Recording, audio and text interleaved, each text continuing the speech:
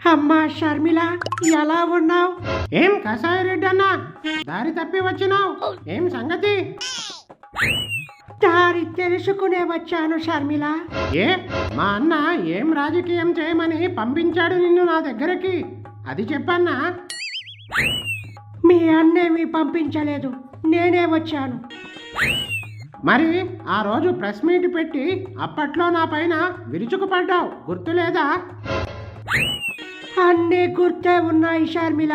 అదంతా మీ అన్న వదిన నా పైన ఒత్తిడి చేసి బలవంతంగా నాతో ఆడించిన నాటకం. ఇప్పుడు నాతో పనేంటి నీకు కసాయన్న? అన్నట్లు రాజీనామా చేశావు కదా, ఇది కూడా మా అన్న స్కెచ్ అనుకుంటా, అవునా? ఏం స్కెచ్చో ఏం పాడో, ఏం చెయ్యమంటావు? నన్ను అసలు మీ అన్న పట్టించుకోవడం లేదు. ఇప్పుడు రోజు రోజుకి నా పైన ఉచ్చు బిగుస్తోంది. ఏటు అనే బిరుదు మాత్రం అంతగట్టాడు. ఎక్కడ నన్ను పొక్కలో వేసి కుల్లబడుస్తారో అనే భయంగా ఉంది. ఓహో, ఆ భయమా? అయితే ఇప్పుడు కాంగ్రెస్లో చేరి ఆ కేసుల నుండి రక్షించాలని నా దగ్గరకు వచ్చావా ఏంటి? చెప్పు కసాయన్న, చెప్పు. నువ్వు ఎలా అయినా అనుకో షర్మిల, నేను ఆ సైకో దగ్గర ఉండలేకపోతున్నా. నిద్రలో కూడా జైలే గుర్తుకొస్తుంది. ఆఖరికి బాత్రూమ్కి పోవాలన్నా భయం వేస్తోంది, గొడ్డలి గుర్తొస్తోంది. అధికారం ఉన్నప్పుడు నువ్వేమైనా తక్కువ తిన్నావా?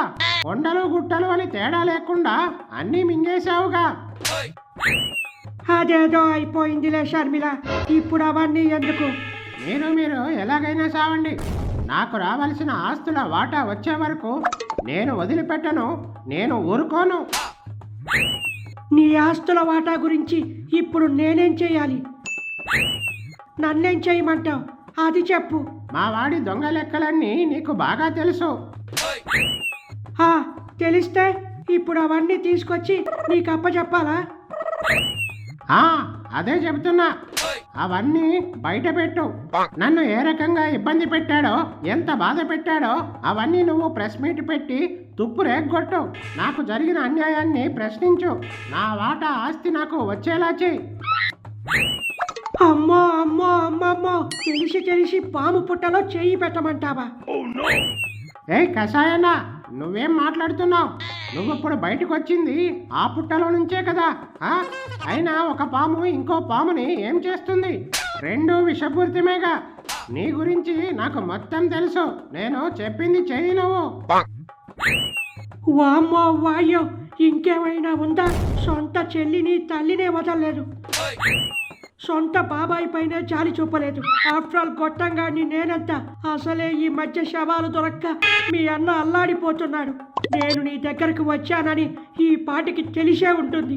గొడ్డలి పట్టుకుని వేట మొదలు పెట్టే ఉంటాడు. ఏయ్ కసాయన్న, అవన్నీ నాకు అనవసరం. నీకు నా ద్వారా ఏదైనా సపోర్ట్ కావాలంటే ముందు నా వాటా ఆస్తి నాకు రప్పించాలి, అది చెయ్యి. కరవమంటే కప్పకి కోపం, విడవమంటే పాముకి కోపం. నిన్ను అప్పట్లో ఏదో అన్నారని నా పైన కక్ష పెట్టుకున్నావా షర్మిల? ఏదో రకంగా నన్ను కాపాడు ప్లీజ్ ప్లీజ్. చేసిన పాపం ఊరికే పోతుందా? ఆడపిల్ల ఉసురు తగిలితే ఎవడైనా సరే సర్వనాశనం అయిపోవాల్సిందే. అది నువ్వైనా సరే, మా జలగన్నైనా సరే. వెళ్ళు, నీకోసం మా అన్న వెతుకుతూ ఉంటాడు. నేను చెప్పిన పని చేశావా సరే, లేదంటే జలగన్న కంట్లో పడ్డావా ఇక నీ పని బాత్రూమే.